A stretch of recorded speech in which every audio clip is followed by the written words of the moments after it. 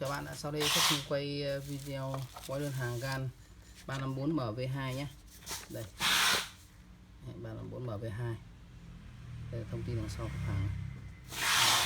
Có mã vạch của... Đây là đơn của bạn, nó có thêm là bạn đặt thêm là Rubik 3 Rubik 3 đen, viền đen của QI. Đấy. Bây giờ mình sẽ mở ra mình kiểm tra nhé. Kiểm tra cái đơn hàng cái Rubik GAN một chút. Đấy. Trong cái hộp này thì nó có một cái khối Q và hộp phụ kiện. Cái phụ kiện này thì nó chỉ có một cái túi Rubik và một cái xi phốp cuốn sách hướng dẫn thôi, nên mình cho trở lại nhé. Tất cả đều của GAN hết nhé. Rồi, đây là mình sẽ soi đến cái phần này. Đây là Rubik GAN đây 354. Các cái khoảng cách giữa các nail rất là đều nhé. Mặt nó không xước nhé. Mặt nào đây tem kiểm định này, đựng trong cái túi ni lông này thì rất là an toàn rồi. Okay. Vàng cam ok, cũng không có vấn đề gì. Đây là sót cái cho trở lại nha. Đều rồi.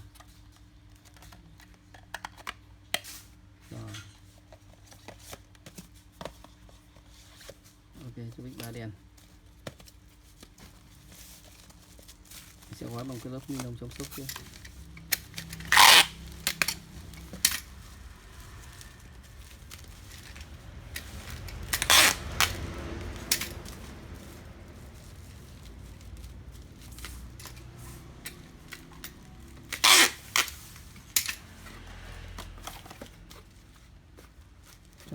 Cho một cái cho chuyên coi như vừa chén luôn, cho riêng rồi cho nó.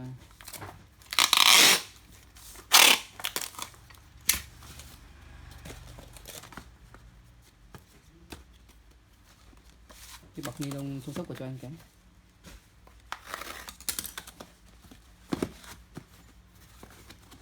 Rubik 3 đen cho ni lông chống sốc của cho anh.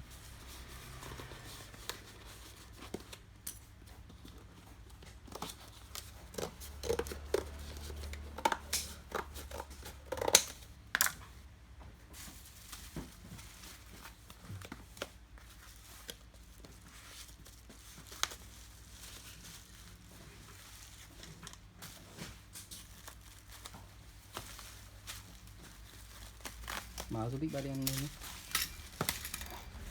Mở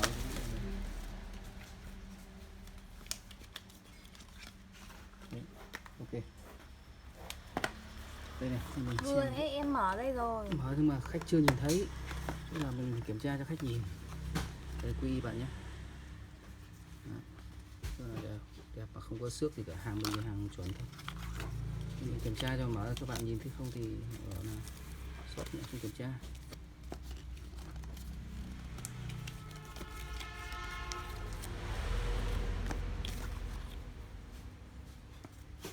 Đây, các mặt màu là không có xước, không có ấy gì luôn nhé, rất là trơn. Mình cầm nhẹ một cái là thấy xoay được. Ok. Đó.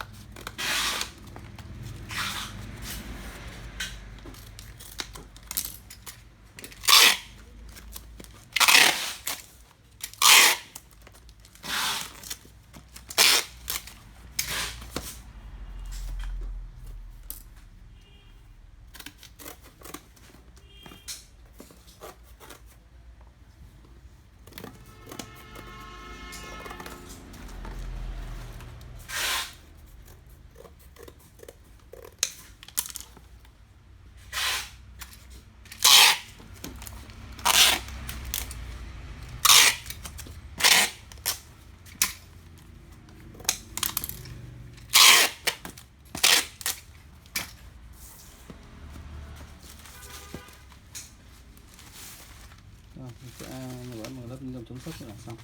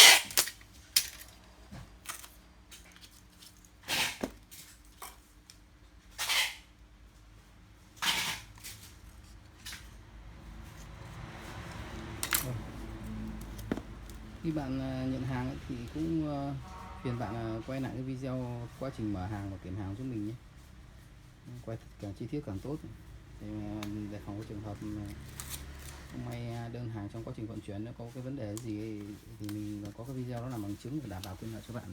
Đây. Nếu bạn hài lòng với sản phẩm thì vui lòng cho shop xin đánh giá 5 sao nhé để ủng hộ shop nhé. Cảm ơn bạn rất nhiều.